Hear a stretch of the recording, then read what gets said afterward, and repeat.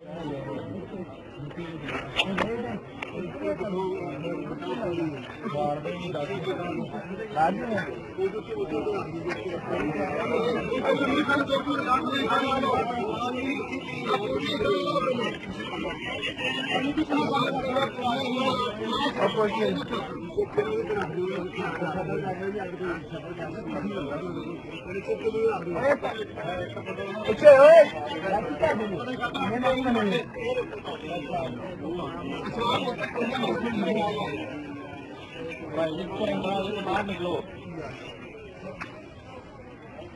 तो मिट्टी संभाल के बाद में जैसे मम्मा पाओगे वो अगला ज्वाला खोल जाते हो वो कुंडी खोल जाते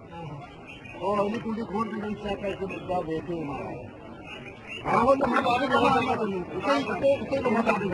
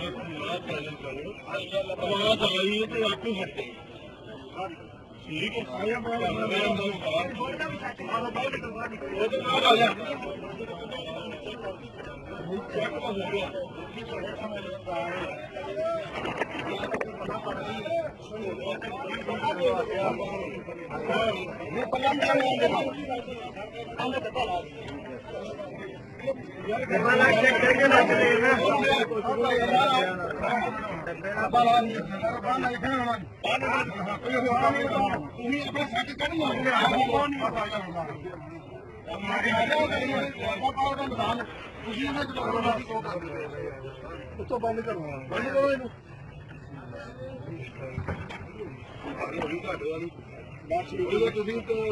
मतवा देने वाले अपनी मर्जी ਨਾਲ ਸਾਰਾ ਕੰਮ ਕਰਾ ਲੈਣਾ ਮੁੰਡਾ ਨਾਲ ਕੋਈ ਗੱਲ ਨਹੀਂ ਹੋ ਅੱਛਾ